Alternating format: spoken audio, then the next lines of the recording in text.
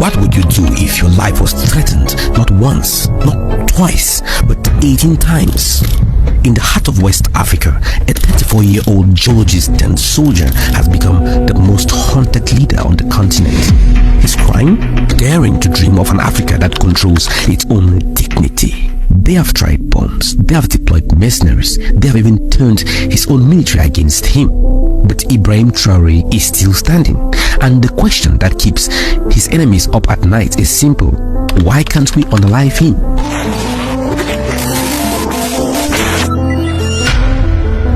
Welcome to the Strategic Lens on Africa Today, where today we are going beyond the headlines to uncover one of the most remarkable stories of survival on the African continent. Now, before we dive into the assassination plots, let me paint you a picture of Burkina Faso. This landlocked nation of 21 million people has long been caught between forces beyond its control. Colonial exploitation, terrorist insurgencies, and economic hardship have shaped its turbulent history. Many compare Traoré to Thomas Sankara, Burkina Faso's revolutionary leader of the 1980s, who was assassinated after daring to challenge France's grip on the country. And here is where things get interesting.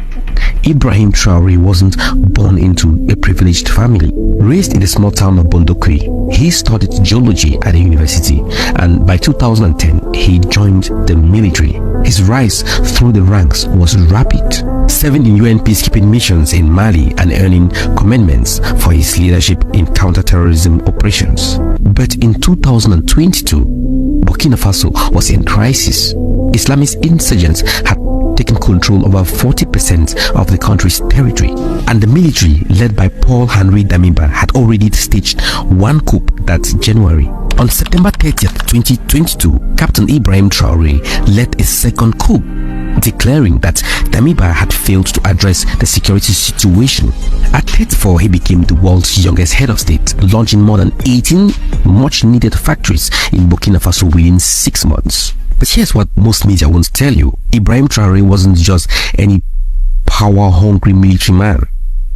He even refused an increase in his salary when he became head of state. He chose instead to maintain his salary as a commander, since he was a commander before taking power. His first actions in power sent shockwaves in power halls in Paris and Washington. He expelled French troops, cancelled exploitative mining contracts, forged new alliances with Russia, and began implementing policies reminiscent of Thomas Sankara's revolutionary vision, from mandating locally made clothing for public servants to freezing corrupt officials' assets. And that's when the assassination plots began.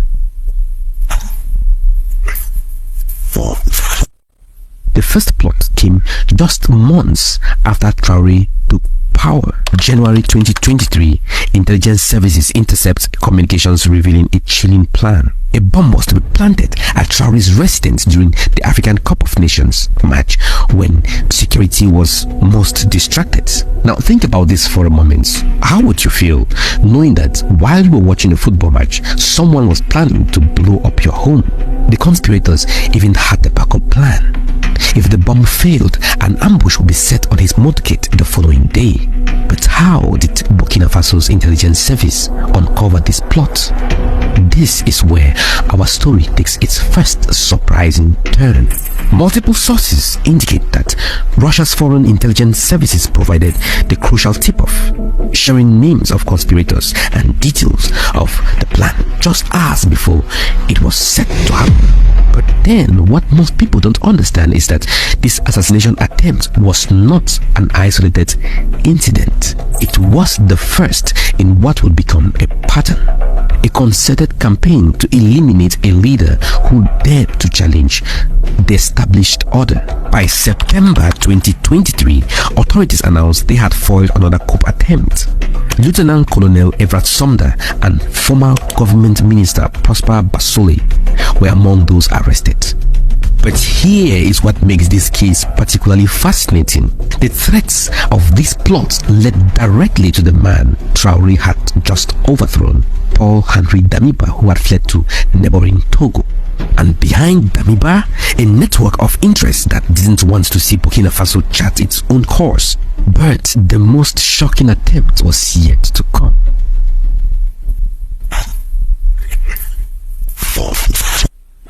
What's the price of a president's life? In Burkina Faso, apparently, it's 5 million. The plan was as audacious as it was simple. The influential figure, whose identity has never been publicly revealed, arrived in Burkina Faso. He deliberately cultivated relationships with soldiers in Traoré's inner security circle. If you could help me eliminate Ibrahim Traoré, he told them, I'm going to pay you over $5 million. The soldiers appeared to accept. The mysterious figure paid them the $5 million and gave them special ammunition.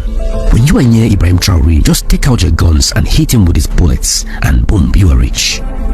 But in a remarkable turn of events, these soldiers went to Ibrahim Traoré and revealed everything to him and handed over the money and evidence. We have been paid with this money to earn your life, they reportedly told him, but we have allies. We can't do this to you. What would you have done if you were in Traoré's position?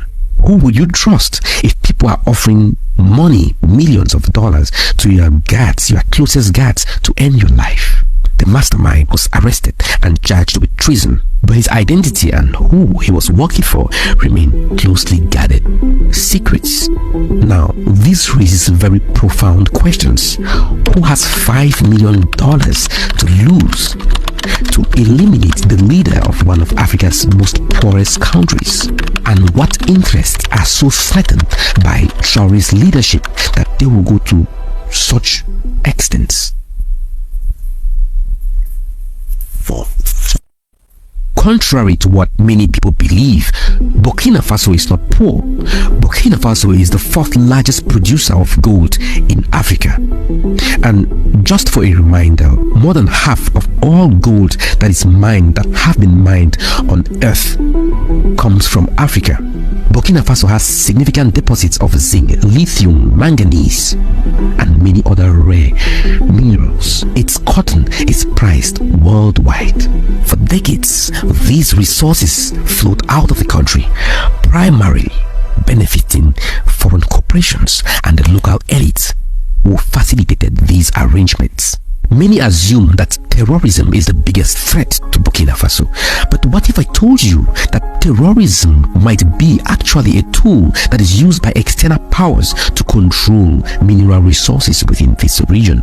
Ibrahim Traoré himself has suggested this connection, pointing out that terrorist activities mysteriously intensified after he expelled French forces and cancelled exploitative mining contracts. Then there is the regional dimension. The Economic Community of West African States, ECOWAS, heavily influenced by France, imposed sanctions on Burkina Faso and even threatened it with military intervention.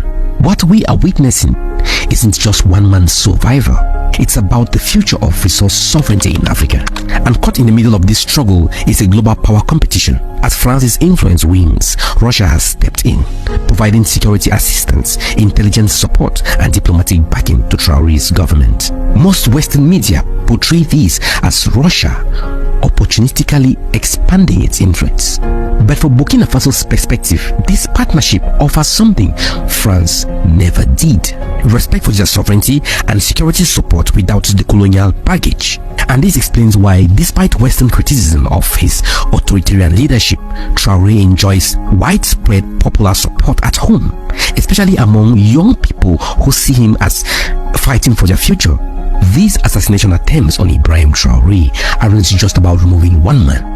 They are about suppressing an idea. The dangerous idea that African countries can't control their own resources and chart their own destiny.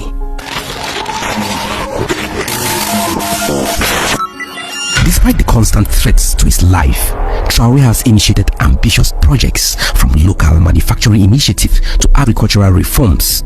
He mobilized thousands of civilians, volunteers to defend communities against terrorist attacks.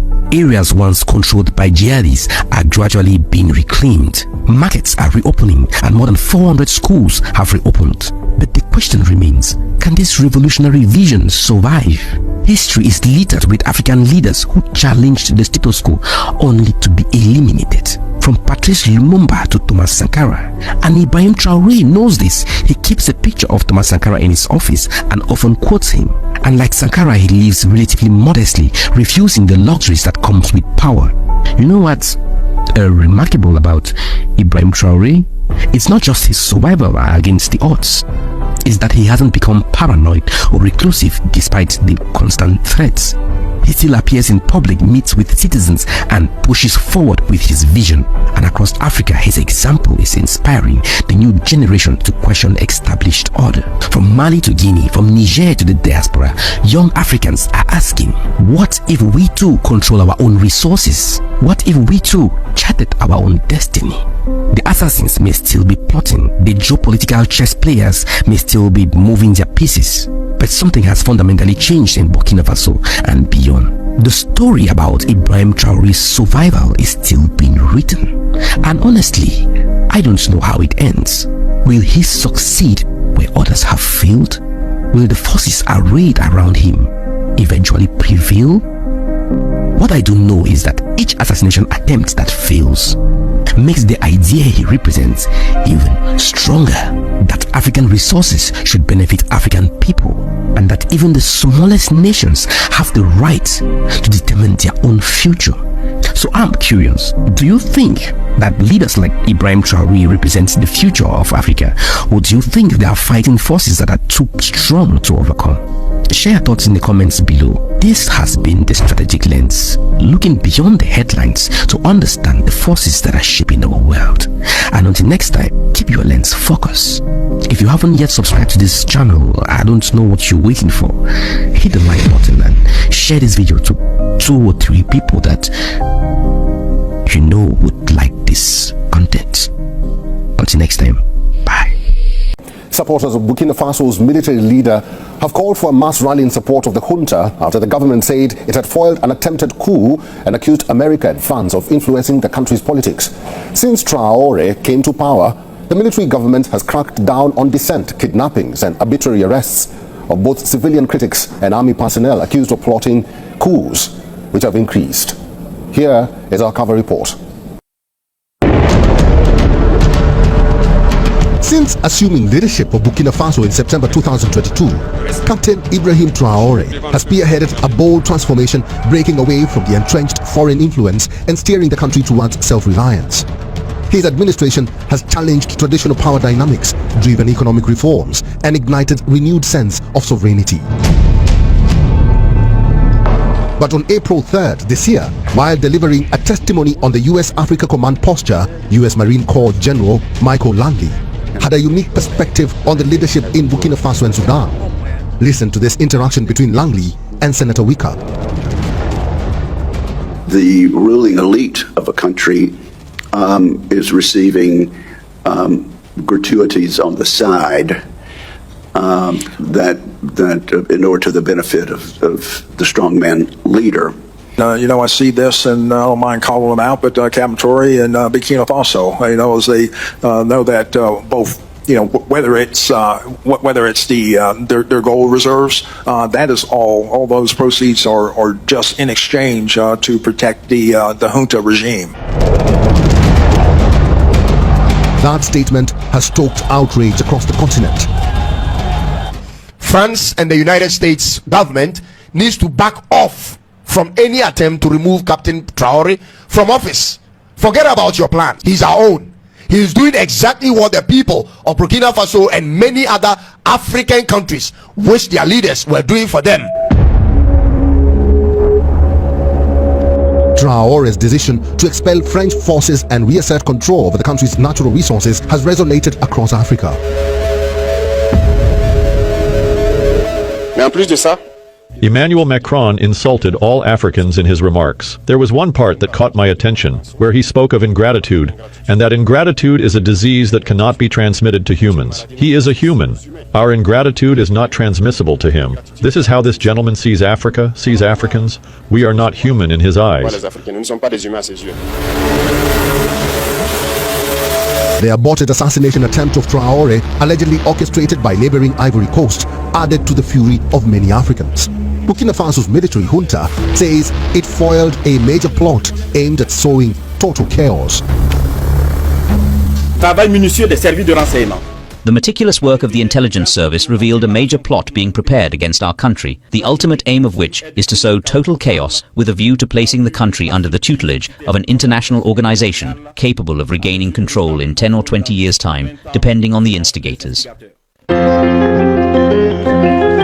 Under Traoré's leadership, the economy has strengthened, with Burkina Faso's GDP rising from $18.8 billion to $22.1 billion, a testament to the country's growing independence. By prioritizing the local processing of resources, including gold and agricultural produce, Traoré has ensured that national wealth benefits Burkinabe citizens, rather than being siphoned off by foreign interests. Agriculture, the backbone of Burkina Faso's economy, has seen unprecedented support under Traoré's administration.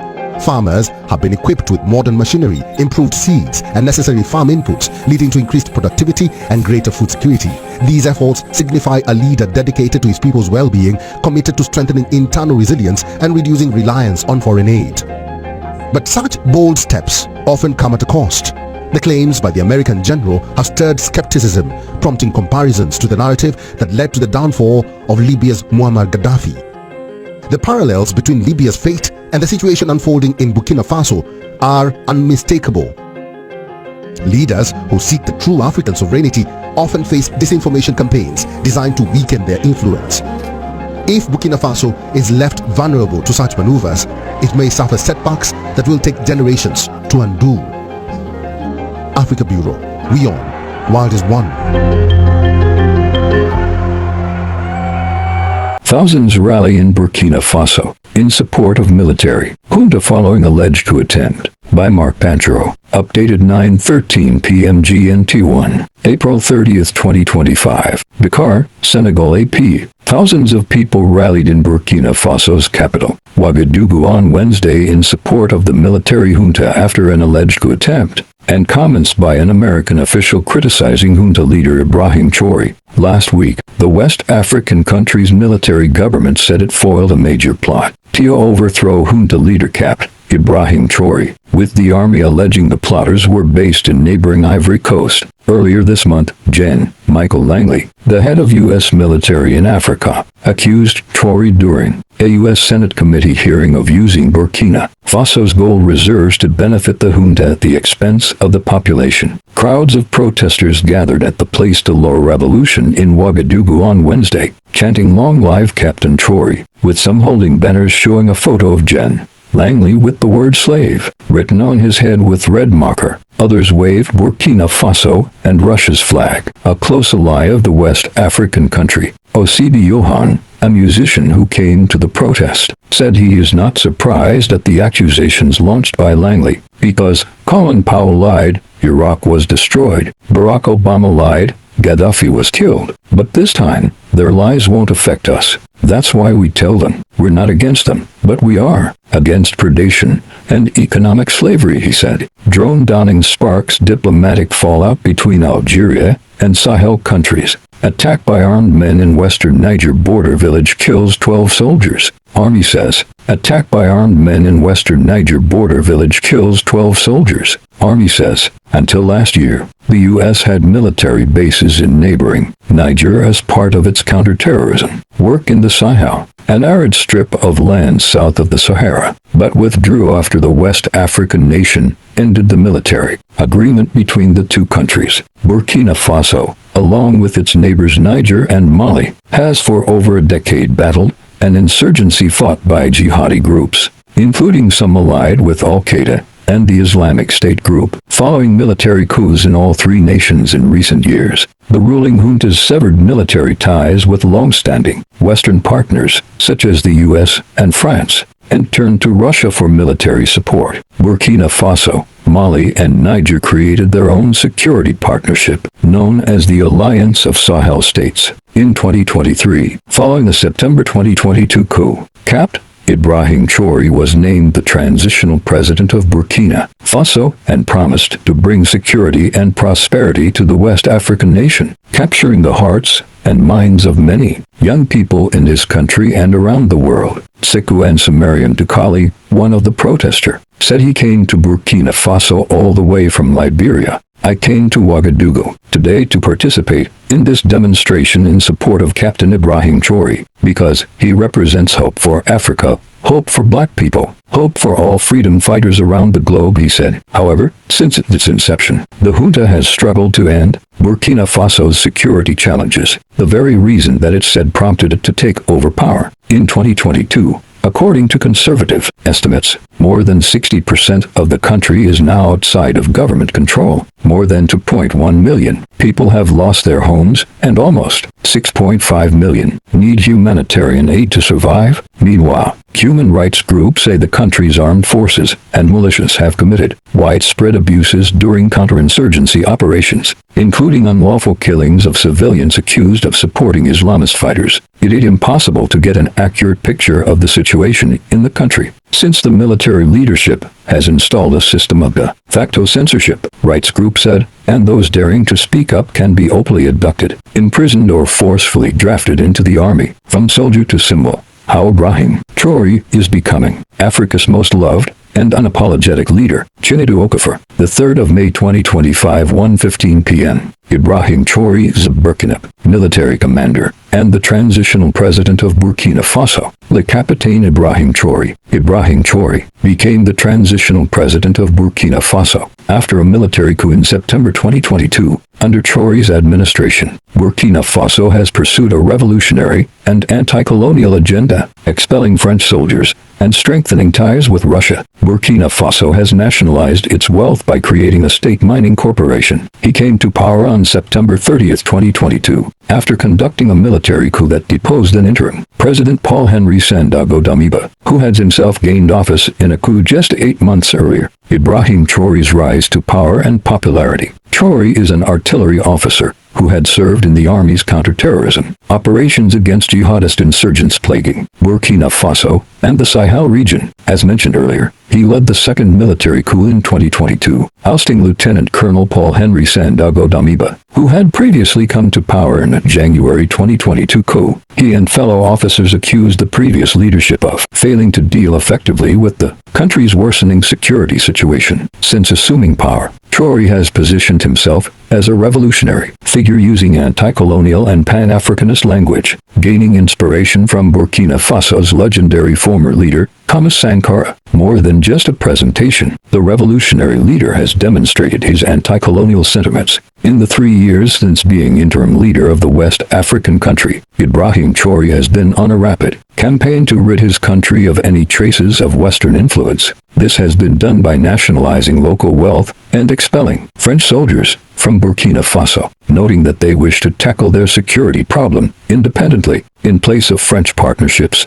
the radical leader has opted instead for Russian friendship. Junta-led Burkina Faso deepens Russia ties with new gold mining deal. In his administration so far, these moves have gathered for him a very high unofficial approval rating, not just in Burkina Faso, but across Africa and amongst Africans in diaspora. Ibrahim Traoré's economic reforms. As alluded to earlier, Burkina Faso is aiming for more control over its resources, and as such, has changed its mining legislation, creating a new state mining corporation, Société de Participation Minière du Burkina Socomeb. This move immediately scored points with people who have been advocating for a pro-national government where the country's wealth is distributed primarily within its borders. Burkina Faso utilized Socomeb to obtain control of two industrial gold mines formerly controlled by a London-listed Endeavour Mining. In April 2025, Burkina Faso's military-led government granted an industrial mining license to the Russian company Nordgold for a new gold project. This move is projected to contribute 51.5 billion CFA francs $89 million to Burkina Faso's state budget over its lifespan, along with an additional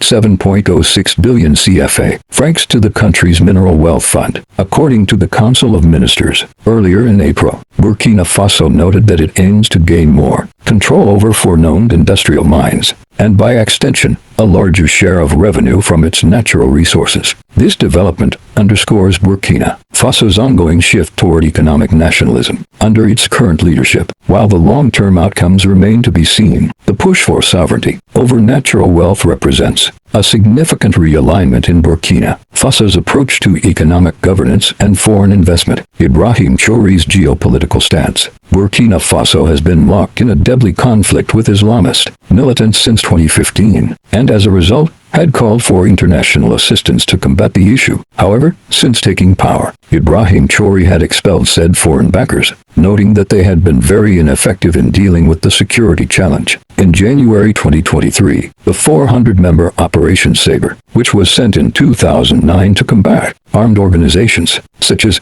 Al-Qaeda in the area, was given a 1-month ultimatum to leave. This decision was made to create a self-sustaining security infrastructure, which so far has come with some drawbacks. 2024 alone saw the country suffer 5 of the most deadly terrorist attacks in Africa. Nevertheless, the Burkina Faso leader insists on finding help outside of an institution that had historically colonized its people. Currently, Burkina Faso is looking at military cooperation with Russia, and negotiations are showing positive signs. This move works on several levels, especially considering that the people of Burkina Faso have welcomed the idea of a Russian partnership, fuel to Ibrahim Traoré's popularity. While many knew of the wave of approval trailing Africa's youngest president, his popularity as a whole became evident during the inauguration of the Ghanaian President John Mahama on the 7th of January 2025. During the ceremony, the Burkina Faso leader stormed the stage with a pistol strapped to his holster. This was an interesting way to come to congratulate a fellow African head of state, and as a result, sparked some banter on social media. But what truly caught everyone's attention was the round of applause that accompanied his arrival. On that day, many social media users were introduced to the revolutionary leader, who had organically garnered the love of many Africans. Since then, it has been an accepted rhetoric on social media that Ibrahim Traoré is one of the most pro-African heads of states in the modern era. Subsequently, Traoré's popularity would peak after Gen.